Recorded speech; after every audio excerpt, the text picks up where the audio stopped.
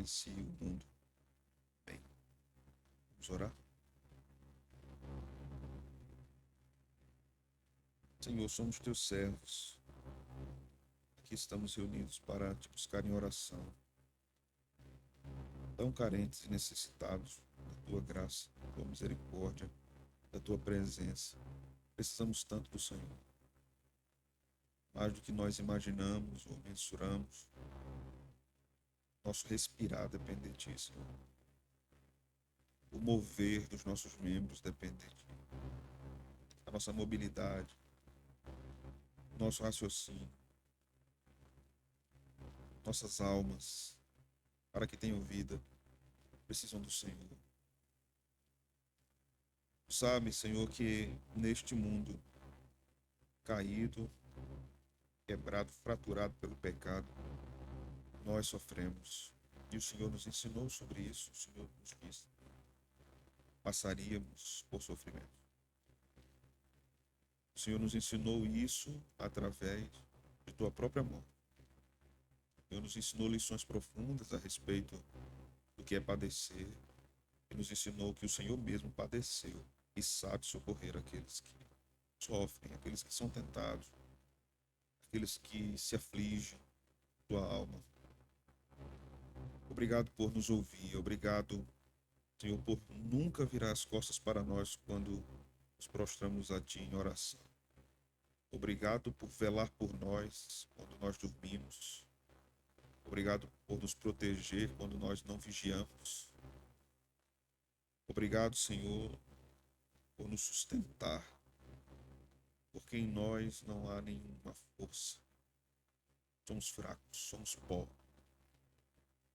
Necessitamos do Senhor, assim como uma chama de uma vela apaga-se tão facilmente diante de um sopro.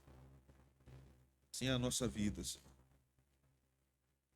Mas Tu és aquele que mantém a chama da alma acesa. Tu és aquele que cuida do seu povo.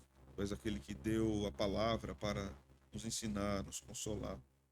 Por isso nós te pedimos nesse momento que o Teu Santo Espírito ilumine as nossas mentes para investigarmos esse assunto, para que sejamos enriquecidos por ele, sejamos edificados, fortalecidos. Temos irmãos, irmãs, que têm passado por aflições terríveis em nossa igreja, Senhor. O Senhor conhece, o Senhor sabe. Nós louvamos ao Senhor pela vida destes servos teus, dessas servas tuas, que têm te servido a duras penas, enfermidades da alma ou no corpo, enfermidades que machucam, que ferem, que judiam. Ó Senhor, instrui-nos através de Tua palavra para que tenhamos nela consolação e possamos consolar outros com o que aprendemos. É o que nós te pedimos no nome de Jesus. Amém. Meus irmãos, nesse texto nós temos uma verdade inquestionável ensinada por Jesus. Aqui nós aprendemos que Jesus disse aos discípulos que no mundo eles passariam por aflições, eles teriam aflições. A tradução também poderia estar assim registrada: no mundo tereis aflições. Essas aflições não eram apenas dos discípulos, elas também são nossas, nós também teremos. Nós não precisamos provar isso. Desde a década de 60, 70, década de 80 ou 90, alguns movimentos no meio evangélico começaram a dizer que você sofre porque você não tem fé ou é porque você tem demônio. Mas não é assim que a Escritura nos ensina a respeito da vida cristã. Então a minha proposta nesse sermão é nós investigarmos biblicamente o que é aflição. O que é que a Escritura diz sobre aflição? E o que podemos entender por conceito de aflição? Nós devemos investigar o ensino de Jesus, devemos investigar o ensino sobre a aflição em outros lugares das Escrituras, devemos observar o que Jesus está dizendo aos seus discípulos aqui e como essa palavra nos alcança, como ela penetra nos nossos corações. Nesse sermão, eu me dirijo também a todos aqueles que estão vivendo aflições, pensamentos perturbadores, problemas aparentemente solúveis, o sentimento de aperto, de tribulação, de sufocamento. Esses irmãos ou irmãs estão imersos nos problemas, a ponto de muitas vezes não ter 5 segundos sequer de sossego em sua mente. Sua mente tem sofrido aflições diárias, constantes, quase que ininterruptas.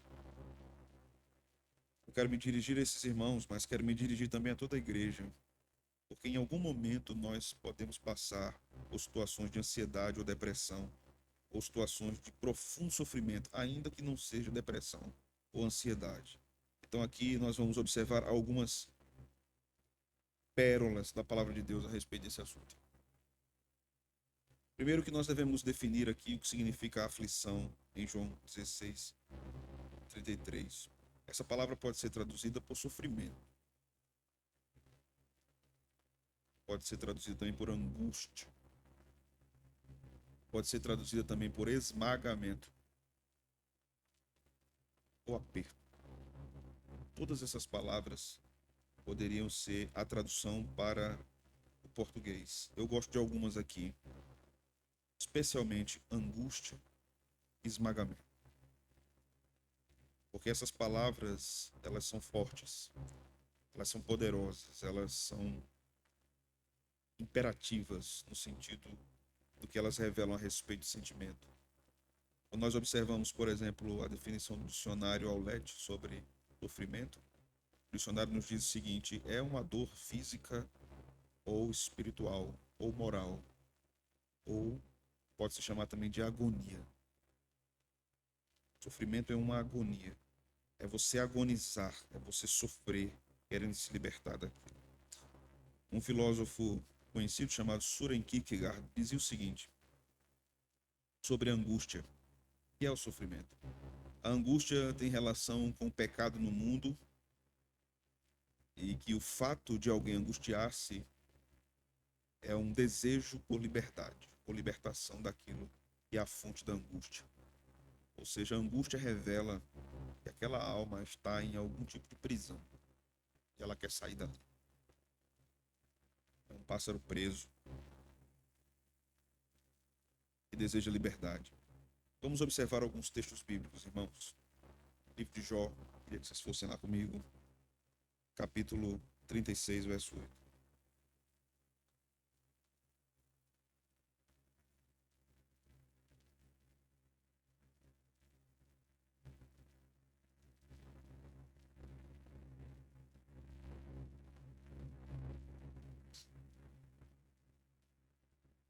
Nós vamos ler textos em Jó, em Salmos, em Isaías e em Lamentações. E vamos perceber que em cada uma dessas passagens nós temos uma perspectiva do que é a aflição, a perspectiva do que é o sofrimento, do que é a angústia.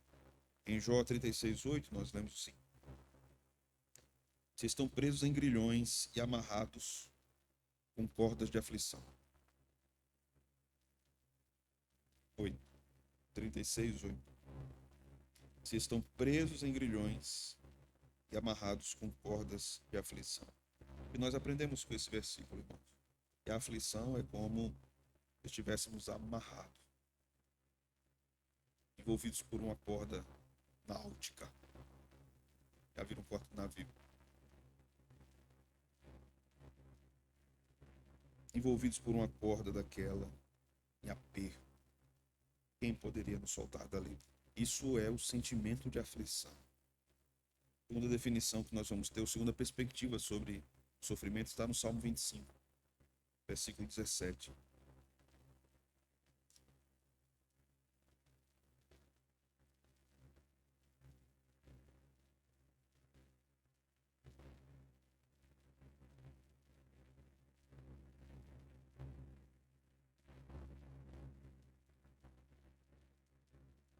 Salmo 25, 17. Alivia-me as tribulações do coração.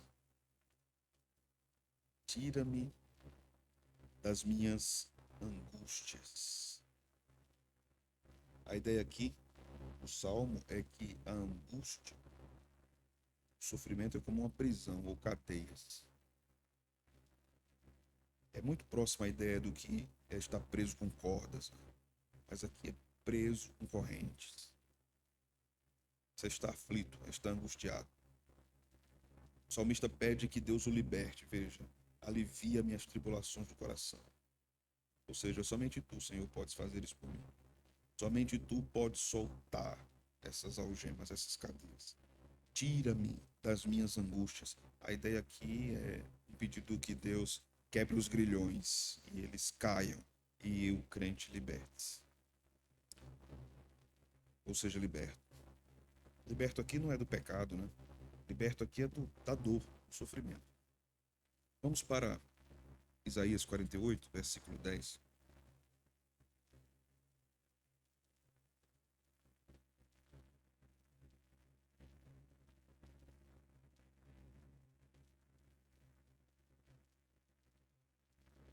Veja como esse texto é intenso. Isaías 48, 10. Eis que te acrisolei, mas disso não resultou prata. O que é que diz agora? Aproveite a fornalha da aflição. Veja que metáfora para o sofrimento. Não mais uma corda, não mais uma corrente, grilhões, dentro de uma cela, mas agora uma fornalha. Fornalha ser consumido pelo fogo. Um sofrimento lento e gradativo. E vai deixando claramente diante dos seus olhos, diante dos seus sentidos, você está sendo destruído. O fogo vai esquentando seu corpo e vai lhe queimando e vai destruindo você. O profeta nos mostra aqui que a aflição é como um crente numa fornalha onde ele é torturado, ele é queimado. No mundo antigo, no mundo romano, irmãos, existia um famoso touro de bronze, que era colocado nas arenas. Ele era grande, cristãos eram colocados dentro dele, ele era aberto e cristãos eram colocados dentro.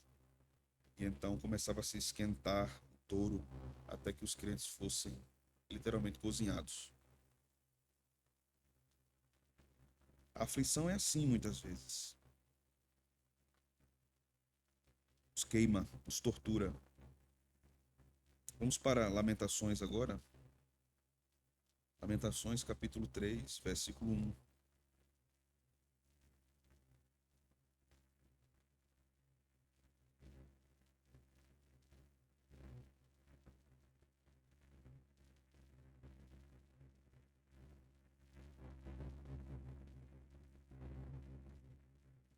Eu sou o homem que viu a aflição pela vara, furor de Deus. Aqui o profeta Jeremias nos ensina que a aflição é como uma surra de vara. Dada por quem? Por Deus.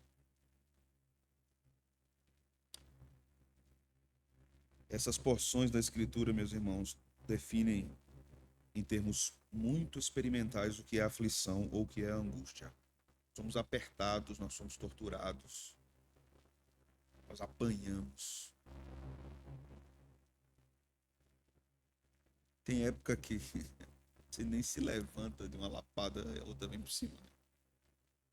Tem um ditado que diz depois da queda do coice, né? Assim a vida de alguns cristãos, né? Aqui nós aprendemos com uma aflição também, irmãos. Observe isso. A aflição está ligada ao nosso estado de impotência contra o mal. E essa é uma das coisas que nos angustia na aflição, que nós não podemos fazer nada para cessá-la. Mesmo quando somos alvo do mal, seja por enfermidade, seja um mal direto que foi feito a nós, nós somos expostos à nossa limitação. Isso potencializa a nossa aflição. Devemos conviver com a aflição até que o Senhor determine que ela vá embora. Não temos como fugir dela. O Senhor é que nos açoita. Não há na Escritura nenhuma recomendação ilusória que teremos uma vida sem aflições aqui. Nenhum. Pelo contrário, a Bíblia diz: vai ficar preso, vai ser queimado, vai apanhar. Aí vem Jesus, no auge da graça, e diz assim: vão sofrer. Vão sofrer. No mundo vocês passarão por aflições, mas note só, passarão. Passarão. Eles não ficarão. Vocês passarão pelas aflições. Vamos voltar para João.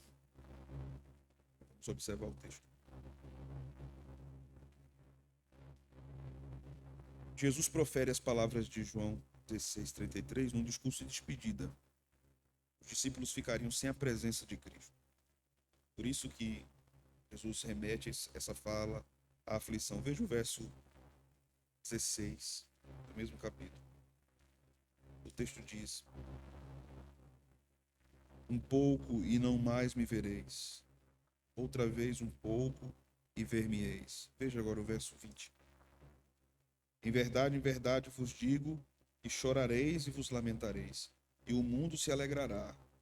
Vós ficareis tristes, mas a vossa tristeza se converterá em alegria. Veja o verso 27 agora. Porque o próprio Pai vos ama, visto que me tendes amado e tendes crido, e eu vim da parte de Deus. Textos importantíssimos aqui. Havia uma previsão de aflição, mas também havia uma promessa de alívio e de alegria.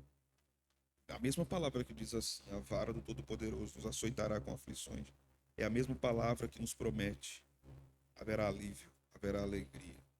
Vocês passarão, vocês não ficarão. A morte de Jesus traria uma profunda angústia e tristeza aos discípulos. Aquilo teria que acontecer inevitavelmente, porque estava no decreto de Deus acontecer. Um discípulo disse: não, Senhor, não vou deixar que você seja preso, seja morto. Ele não podia impedir isso. Ninguém pode impedir os sofrimentos que Deus determinou. Ninguém pode impedir. Mas nós precisamos aprender que ou nós passaremos pelo sofrimento até a volta do Senhor, padecendo ainda mais, não só com a dor, mas pela murmuração, pela falta de consolação no Senhor. O nosso sofrimento dobrará se nós nos concentrarmos no sofrimento, em apenas lamentarmos o sofrimento. A Escritura nos ensina que nós podemos lamentar o sofrimento, mas a Escritura nos ensina também que nós devemos nos alegrar em Deus. O nosso Salvador é chamado de homem de dores. Homem de dores. Sempre que estivermos em grandes sofrimentos, nos lembremos: o meu Cristo sofreu mais por mim. Por mim. De fato, meus irmãos, o pecado é sempre a fonte de angústia e tristeza dos homens. Sem a presença maldita do pecado no mundo, não teríamos tristeza e dor. O pecado é maldito, ele é maligno, ele é terrível. E é por isso que nós nos entristecemos. Então Jesus orienta os seus discípulos sobre isso. Como lidar com a tristeza e a angústia e o sofrimento. Veja o verso 23. Naquele dia, nada me perguntareis. Em verdade vos digo. O que é que diz agora, irmãos? Se pedirdes alguma coisa ao Pai, concederá em meu nome. Veja o 24. Até agora nada tendes pedido em meu nome. Pedi e recebereis, para que a vossa alegria seja completa. Qual era o motivo da tristeza no capítulo 16 de João? Jesus estava dizendo: a partida de Jesus. E o que é que Jesus ensinou seus discípulos a fazer na tristeza? No verso 23 e 24. Orem. Peçam, orem. Peçam por consolação. Por aqui, veja que Jesus está dizendo algo muito importante. Eles deveriam pedir o quê, de acordo com o contexto? Lá atrás, nós lemos anteriormente, veja, no versículo 16: um pouco e não mais me vereis, outra vez um pouco e ver-me-eis. O que é este, uma vez um pouco e ver-me-eis? A ressurreição. Quando Jesus ensina, orem, peçam, vocês ainda não pediram. E a alegria de vocês vai ser completa. Jesus está ensinando, peçam a coisa certa. Peçam a ressurreição. Orem pedindo o que Deus quer que vocês orem pedindo. Não o que vocês acham que é o melhor a ser pedido. Pedis e não recebeis, porque pedis. O apóstolo nos disse. Meus irmãos, a partida de Jesus era inevitável para cumprir o propósito divino de libertar os eleitos do pecado. Isso iria acontecer. Da mesma forma, há sofrimentos que vão chegar à nossa vida. Eles vão vir. Assim como Deus decretou o sofrimento e a morte do seu filho, Deus também decretou sofrimentos e aflições que virão sobre nós. Mas precisamos entender aqui que há aflições que são de fato inevitáveis e que estão no propósito de Deus para as nossas vidas. Então, nada pode impedir. Elas nos sobrevirão, mesmo que não entendamos, como os discípulos não entenderam por que estamos sofrendo. Ainda somos assim, não somente eu, você, cada um de nós. Em algum momento da nossa vida, nós podemos ainda questionar ao Senhor por que eu estou sofrendo. Essa é uma pergunta muito ignorante. Muito. Veja só o que o texto diz no verso 17 e 18. Então alguns dos discípulos disseram uns aos outros: que vem a ser isto que nos disse? Um pouco e não mais me vereis, e outra vez um pouco e ver-me-eis, vou para o Pai. Diziam, pois, que vem a ser esse um pouco? Não compreendemos o que quer dizer.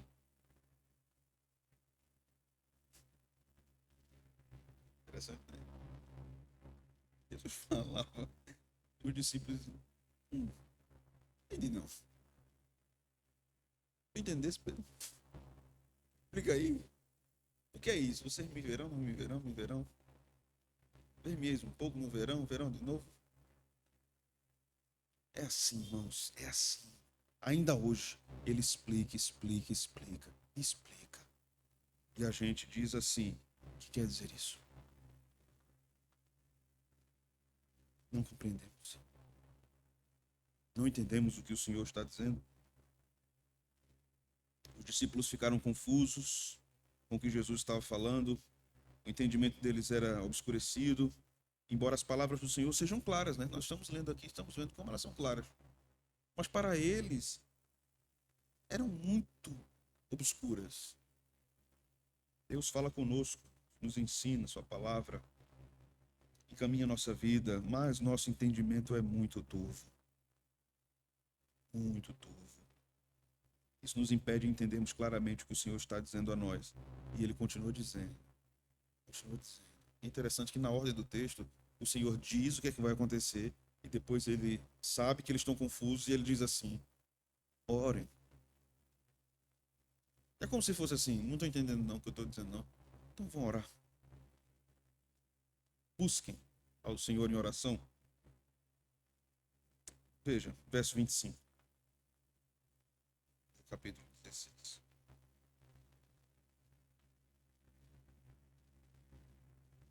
Estas coisas vos tenho dito por meio de figuras.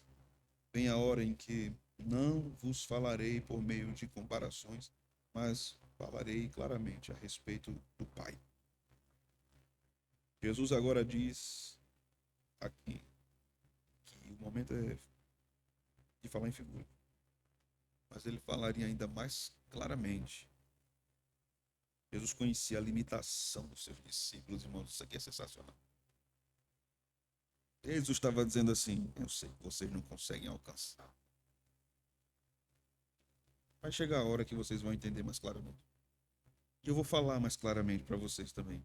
Foram tantas as vezes que depois de Jesus falar uma parábola maravilhosa, eles chegaram no canto e disseram: quer dizer aquilo, Senhor? Quer dizer aquilo? Foram outras as vezes também que eles ficaram realmente muito perturbados com o que Jesus estava falando, porque eles não compreendiam aquilo, entendiam de outra forma. Jesus dizia: tenha cuidado com o fermento dos fariseus. Eles pensavam que é porque não tinha ido na padaria comprar pão. Jesus ensina a todos nós ainda, como ensinou aqueles discípulos, irmãos. Verso 26. Naquele dia pedireis em meu nome, e não vos digo que rogarei ao Pai por vós. Verso 27. Porque o próprio Pai vos ama, visto que me tendes amado e tendes crido e ouvindo a parte do Pai. Esse versículo 27 é importante para nós entendermos como lidar com a aflição. Jesus nos lembra, como lembrou os discípulos, nos lembra hoje aqui na nossa vigília. O Pai vos ama. O Pai vos ama. Nas aflições nós devemos nos lembrar isso. O Pai nos ama. Os discípulos se animam porque agora eles estão entendendo. Veja o versículo 28. Vindo o Pai, entrei no mundo, todavia deixo o mundo e vou para o Pai. Disseram os discípulos: agora tu falas claramente. Agora sim, sim. Você já imaginou os discípulos corrigindo a pregação de Jesus? É, Senhor, agora. O Senhor está falando certo, do jeito que a gente gosta de ouvir. Porque a sua pregação, Senhor, às vezes... Irmãos, Jesus, inquestionavelmente, foi o maior pregador que já existiu. Mas ainda assim, os seus ouvintes diziam assim: tá tão bom não, porque a gente não está entendendo. Se você falasse mais claramente. E agora eles vibram, né? Engraçado o versículo, porque eles no versículo 29 dizem: agora que falas claramente, não empregas nenhuma figura. Agora, verso 30, vemos que sabes todas as coisas e não precisas de que alguém te pergunte, por isso cremos que de fato vieste de Deus. Veja, aí Jesus responde no verso 31, agora vocês creem. Veja que o verso 30 diz assim: agora vemos que sabes de todas as coisas. Isso aqui já estava no final, irmãos, perto da crucificação. Já tinham se passado 3 anos. E esse povo estava ouvindo Jesus 3 anos e agora eles dizem assim: agora, sabe mesmo.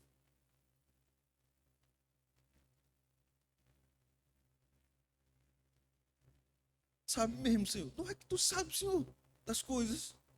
Mas, rapaz, tô besta agora. Nossa ignorância é até engraçada, irmãos, a deles. Aí Jesus,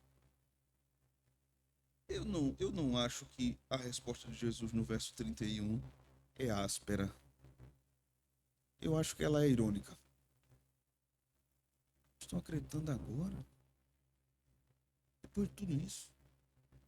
Eles já tinham visto pães multiplicados, cego enxergando, paralítico andando, mulher encurvada andando ereta, mulher curada de fluxo de sangue. Eles já tinham visto tudo o que era de milagre. Água se transformando em vinho. Já tinham visto Jesus cegar o povo, sair andando pelo meio da multidão e ninguém vê ele.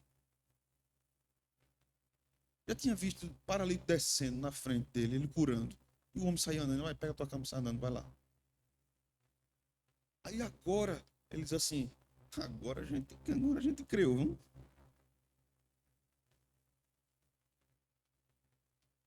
Agora creem? Jesus pergunta. Sabe o que quer dizer essa pergunta? Sabe o que quer dizer essa pergunta?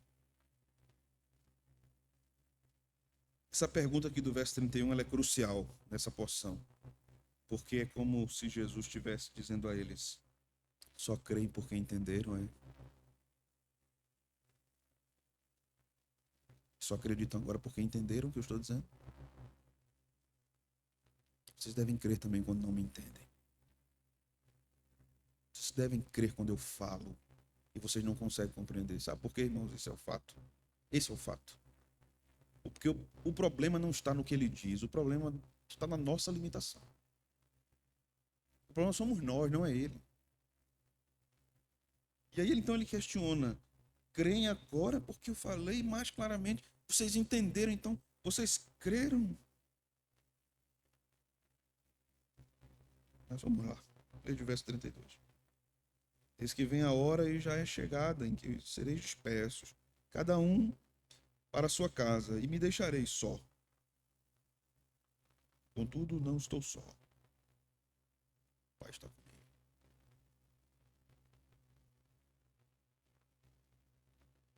Veja como nosso mestre é sábio, verdadeiro, sincero, e ao mesmo tempo ele está pastoreando aqueles que o abandonarão. Vai chegar um momento que todos vocês vão embora e eu vou ficar sozinho. Mas eu não estarei sozinho, o Pai está comigo. Esta porção também nos ensina algo importante sobre as nossas aflições. Sim, irmãos, muitos vão embora. Muitos irão embora, se dispersarão. E nós ficaremos sozinhos. Mas não ficaremos sozinhos. O Pai estará conosco. Sempre estará conosco. E então chegamos no verso 33, a primeira parte. Estas coisas vos tenho dito para que tenhais paz em mim. Paz. E depois ele diz: no mundo tereis aflições. Veja que coisa. Como é que Jesus diz: eu estou dizendo isso para vocês terem paz, mas vocês vão ter aflições? Como é que pode? Confuso, não? Para nós, né? Como é que Jesus diz: eu estou dizendo isso para vocês terem paz, mas vocês vão ficar aflitos? Como é que vai ter paz se vai ficar aflito? Como é que as duas coisas vão conviver juntas? Paz e aflição? Como assim paz e aflição convivendo conjuntamente? A primeira coisa a notarmos aqui é que quando Jesus faz o uso da palavra paz, ele não está falando de tranquilidade, não é isso. Jesus não está falando de tranquilidade. Jesus não está falando de paz de espírito. Não é isso. Não é isso. Muito maior do que isso. Jesus diz que deixa a sua paz aos seus discípulos e que a sua paz não é do mundo. A paz aqui não é a ausência de problemas e sofrimentos. A paz aqui é a garantia da bênção de Deus. Essa é a paz. A minha paz vos dou. É a garantia da bênção de Deus. Se alguém perguntar: está tudo em paz?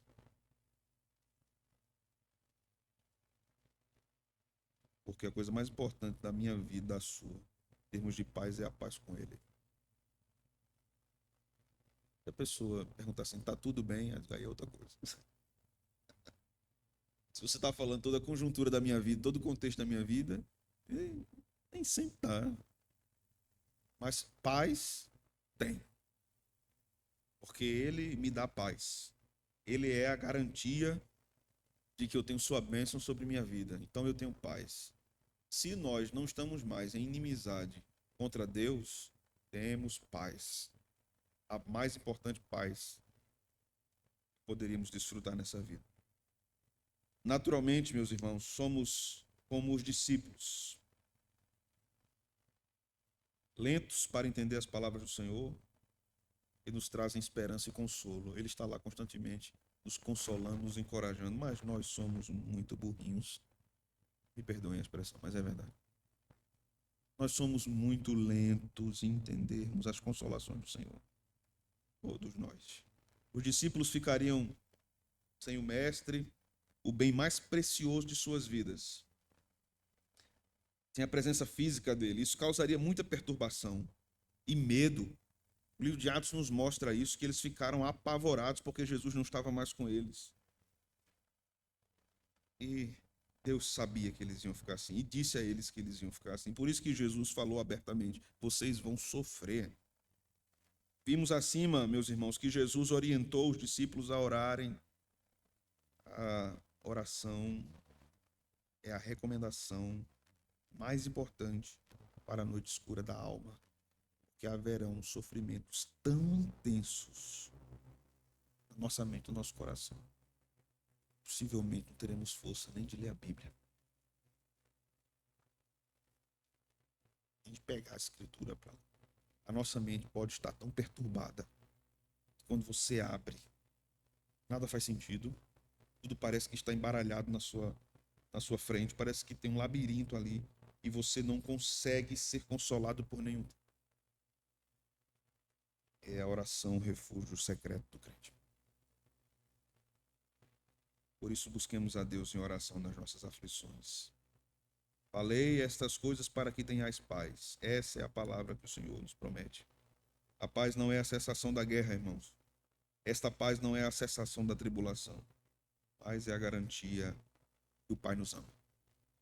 O Pai nos ama. Que nosso coração não nos engane, meus irmãos. Porque nosso coração é muito enganoso.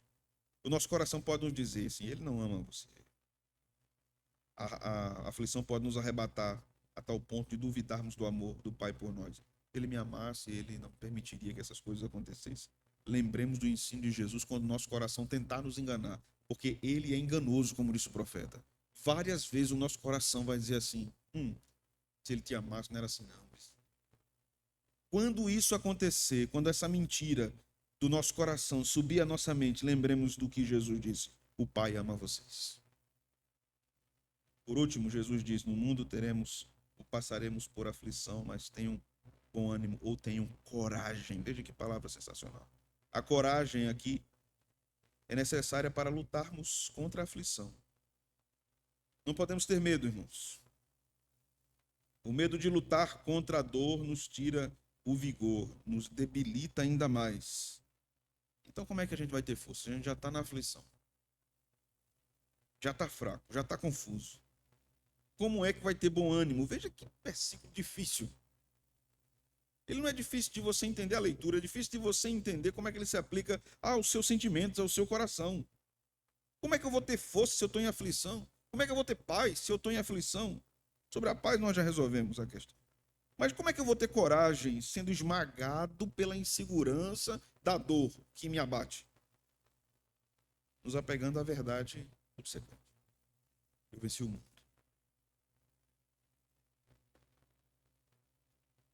É aí o ponto que nos encoraja. Jesus venceu o mundo. E não tem um complemento aqui não, viu? E vós vencereis, né? Que alguns evangélicos colocam. Eu venci o mundo, vós vencereis. Não tem vós vencereis. Não precisa ter vós vencereis. Ele venceu. Isso já é suficiente. É por causa disso que nós somos mais do que vencedores. Essa vitória de Cristo é contra o mal, contra o pecado, contra as causas do sofrimento, contra os imensos prejuízos da vida que nos sobrevirão, contra os vendavais, contra os tsunamis que nos derrubarão. Ele venceu, irmãos. Quando ele vence, ele nos torna vencedores. Nossa vitória não está na nossa força, está na força de Jesus contra o mal. Temos amor celeste e graça sobre nós, temos as ferramentas da oração, da palavra, das promessas de Deus nela contidas, devemos nos apropriar disso. Quando nós estivermos abatidos, feridos, confusos, quando nosso coração mentir para nós, nós devemos pegar a Escritura e dizer, Senhor, lembra-te de mim, porque aqui estão as promessas, e o Senhor me alegrará. O Senhor disse, e há de cumprir o que disse, porque Deus não mente, irmãos. E a Escritura nos ensina a orarmos dessa forma. Veja que várias vezes os salmistas dizem, lembra-te, Senhor, lembra-te, Senhor. Não é que Deus esquecia, irmãos, é que eles estão dizendo o seguinte, Senhor, as tuas promessas para nós, Senhor. Está registrado, Senhor. E Deus é fiel à sua palavra, irmãos. O que ele disse, ele faz, porque é a sua palavra. Um profeta brasileiro, e eu vou terminar com isso, chamado Marcos Almeida, escreveu uma música e canta essa música, e eu recomendo que vocês ouçam. O título dela é muito propício para a nossa reflexão. O título dessa música é Toda Dor é por Enquanto. Toda dor é por enquanto. Jesus disse: os céus e a terra passarão, mas as minhas palavras não vão passar. Toda dor é por enquanto. Amém e amém. Vamos orar, vamos ter um tempo de oração, vamos orar 15 minutos, buscando a presença do Senhor de joelhos. Se você pode ajoelhar, ajoelhe. Se você não pode, fique sentado, em pé, como você quiser.